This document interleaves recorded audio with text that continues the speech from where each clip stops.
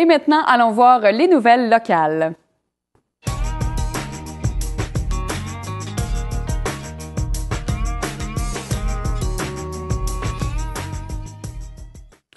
Je vous en ai donc parlé tout à l'heure dans les communiqués. Un mémoire sur l'évaluation environnementale stratégique par rapport à la mise en valeur des hydrocarbures dans le golfe Saint-Laurent a récemment été déposé par le Conseil régional des élus de la Gaspésie et des îles.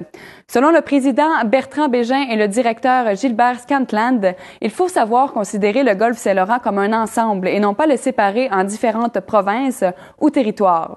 En effet, M. Scantland affirme, et je cite, « Selon nous, le golfe du Saint-Laurent, c'est comme un grand lac.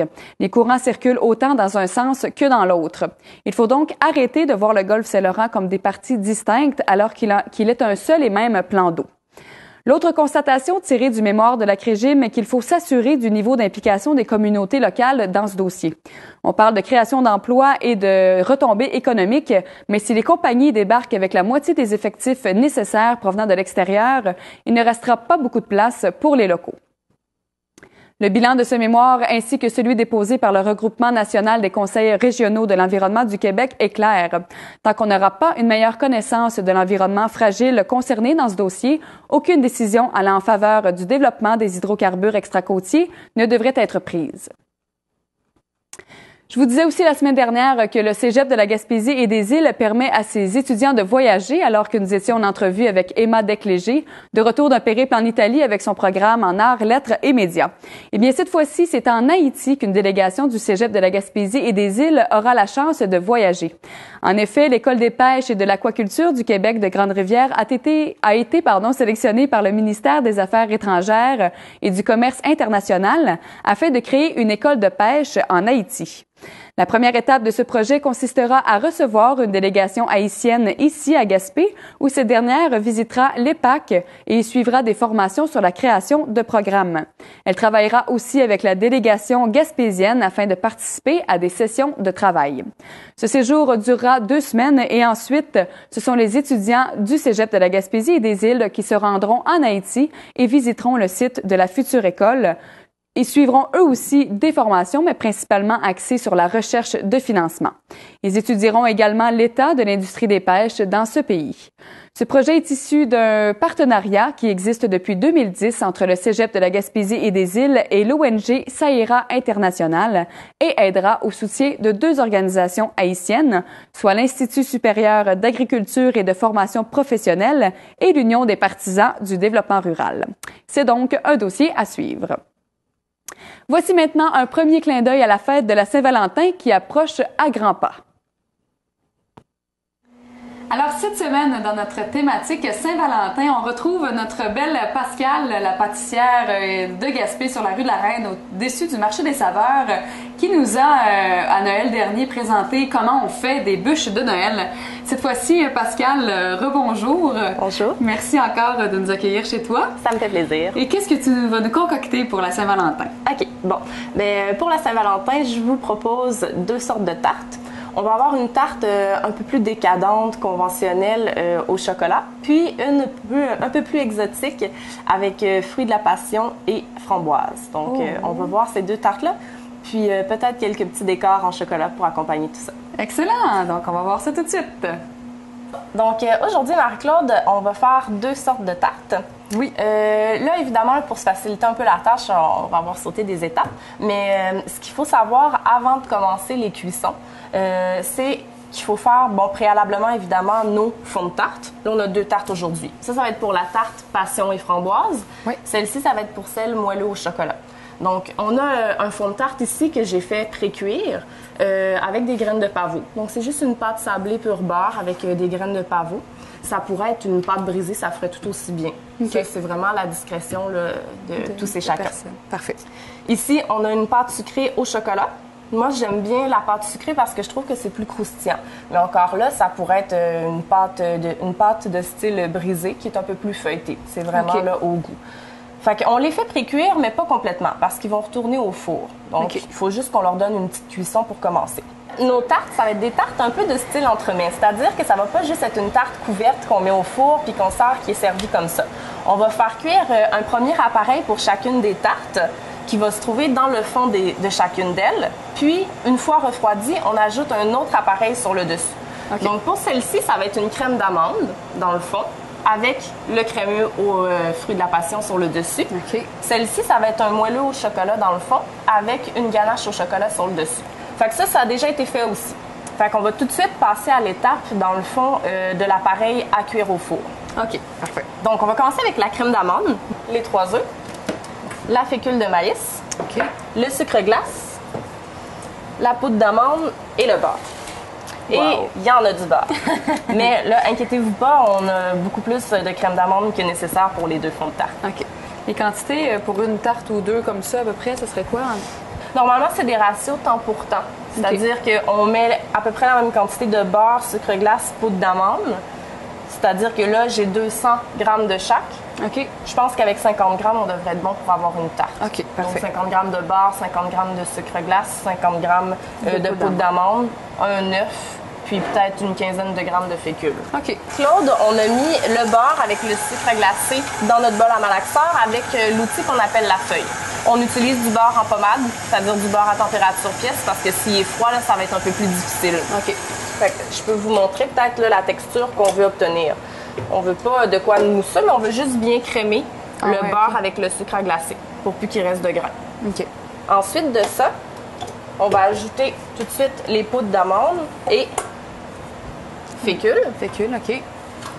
Encore là, on va juste mélanger. Puis une fois que ça commence à bien s'amalgamer, on peut ajouter les œufs. OK. On les ajoute un à un. On laisse se mélanger un peu pour s'assurer que ce soit bien homogène. On le laisse tourner. Puis ensuite, on va installer la crème d'amande dans nos fonds avec une poche puis une douille. Sinon, on peut le faire avec une cuillère, ça fonctionne. Okay. Juste qu'avec une poche et une douille, c'est plus précis. Parfait. La crème d'amande, c'est pas une obligation. On pourrait déposer notre crème aux fruits de la passion directement dans le fond de la tarte comme ça. Mais en même temps, c'est ce qui fait qu'on a une texture de plus, qu'on a un petit plus dans notre tarte, que ça sort un peu de l'ordinaire. Puis avec les amandes, ça ajoute vraiment là, une texture qui est plus croustillante. Pour ceux qui se sont jamais servis d'une poche, je peux peut-être faire un exemple. Oui. On met la douille dans la poche, puis on bloque. Pour bloquer, on tourne, puis on rentre comme ça. OK. On est certain que le mélange ne va pas couler par l'embout. Puis ensuite de ça, pour la remplir, on s'en sert un peu comme une poche finalement. On met nos doigts ici pour bloquer, puis on prend l'appareil avec une corde ou une spatule, puis on le laisse tomber dans la poche, comme ça. Comme ça, on referme. Il ne faut pas trop remplir, surtout si on n'est pas à l'aise au début, parce que sinon, ça va être difficile à manipuler. On n'en met pas trop épais parce que ça va gonfler. Puis on veut aussi laisser de la place après pour la crème citron. Okay. La crème aux fruits de la passion.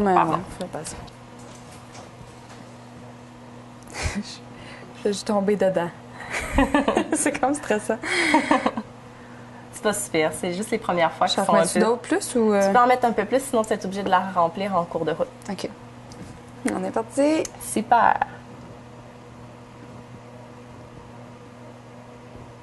Oh. On voit que on n'est pas pâtissière ici. Ben, en tout cas, non, ça se passe très bien. De toute façon, ça va tout s'étaler à la cuisson.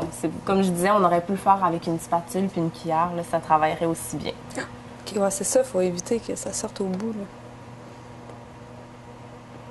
C'est parfait. Bon. Comme ça. On peut lisser comme ça avec la spatule coudée. OK. Un peu. Ou encore, plus facile, on cogne un peu. OK. Pour que le mélange s'étale.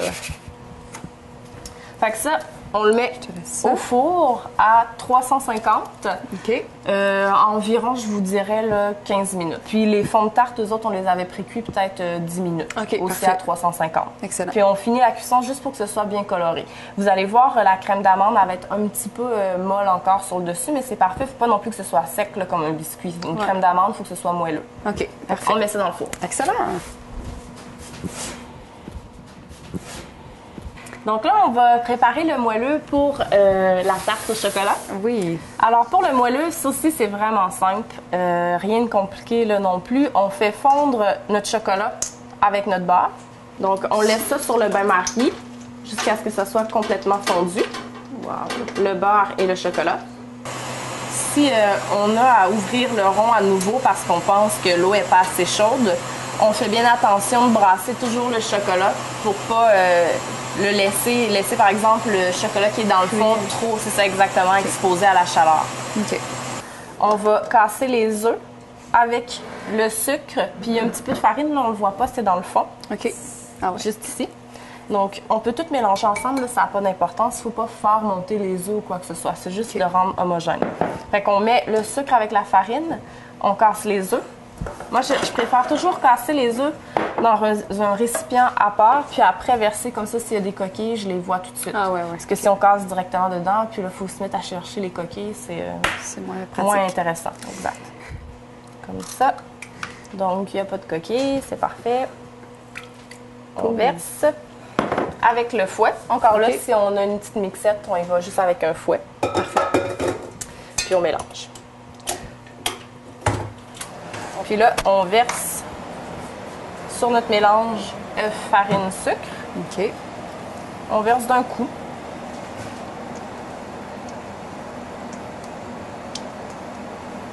Puis on n'est pas pressé, là. Encore là, c'est pas quelque chose qui risque de figer ou de refroidir ou de retomber. Fait que c'est pas inquiétant. On peut même mélanger avec la maryse sans problème. Puis on fait juste mélanger pour s'assurer que tout soit homogène.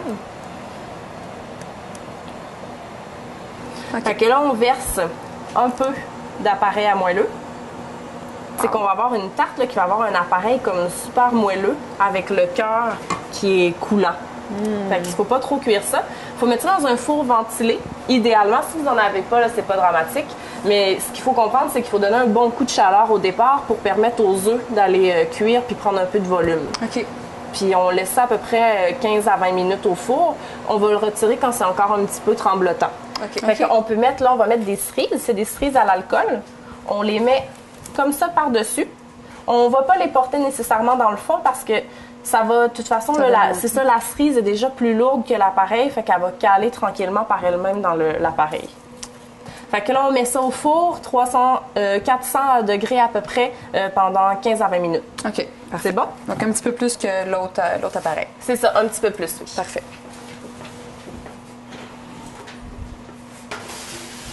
Fait que là, on a les deux premières qu'on a faites avec la crème d'amande. Si tu veux, là, tu peux toucher Marc-Claude. On le voit, c'est quand même tendre. Là. Ah ouais. C'est pas dur comme un biscuit sec. Non. C'est pas ça qu'on veut non plus. Non.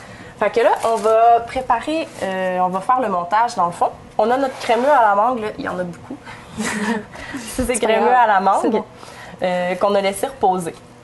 Fait que moi, ce que je préfère, c'est mettre un premier tour de framboise. OK. Si on met le crémeux tout de suite, ça va tout s'étaler. Puis en plus, ben là, quand on va vouloir mettre les framboises, ils vont ressortir ses côtés. Fait qu'on commence par mettre les framboises tout le tour.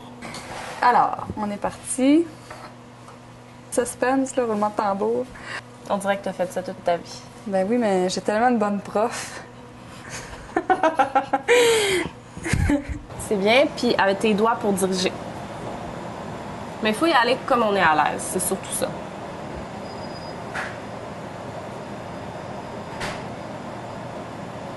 Comme ça, puis tu peux peut-être piquer un peu la douille dans le milieu. Tu peux piquer carrément puis rentrer dedans. Ouais, comme ça.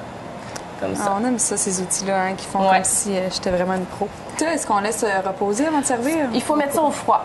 OK. Ouais, parce que là, c'est un appareil qui a des œufs. Fait que pour l'hygiène, évidemment, il faut garder ça au froid. Puis aussi, là, vous allez voir, ça va figer un peu. Donc, ça, c'est beau. On a notre fruit de la passion. On peut juste couper. On fait attention à ses doigts. Oui. Wow. Oui. Puis on peut juste déposer un joli fruit de la passion comme ça sur le dessus. Ah, wow. Comme ça. Bonne idée. Bravo. Ça, je vais mettre aussi sur celle-là? Oui.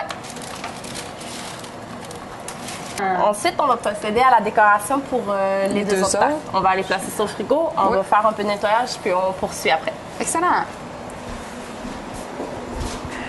C'est beau! C'est une fun! On va la mettre là. Wow!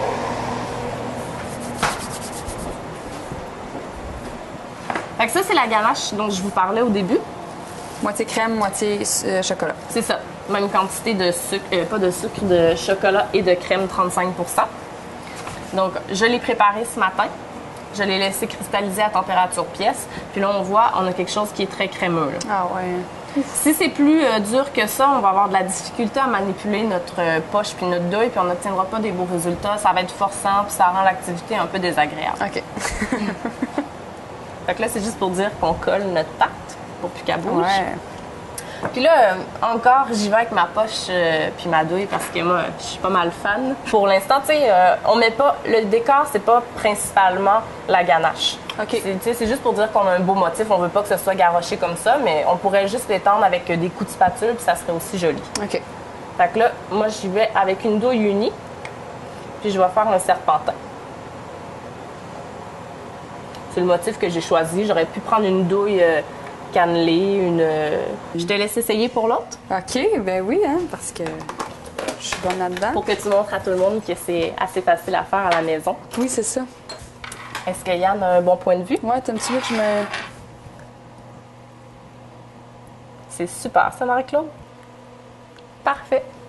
Puis, on peut... Là, après ça, on peut faire comme ça nous plaît. On peut saupoudrer avec du sucre glace, on peut saupoudrer avec du cacao, c'est ça. Fait qu'on en saupoudre. Ça fait comme un effet un peu velours. Ouais, c'est vrai.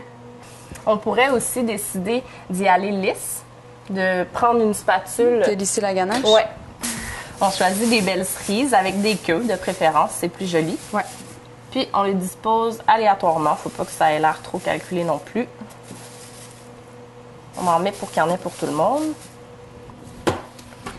Puis ensuite de ça, on peut ajouter aussi des décors en chocolat. Ça peut être des copeaux. Là, moi, ici, j'ai des tuiles. On peut prendre des tuiles carrées comme ça. Okay. Fait qu'on les pique un peu partout. Comme je disais, là, ça peut être des copeaux aussi. Ça fait super joli. Ça, c'est des petits décors qui sont faciles à réaliser. Vous prenez du chocolat, puis vous le coulez. C'est sûr que vous n'aurez peut-être pas l'effet brillant si vous n'avez pas un papier comme ça, transparent. Mais si vous le coulez sur un papier parchemin, après, vous pouvez concasser les morceaux, puis juste les disposer comme ça sur... Wow! Et on a une super tarte décadente au chocolat.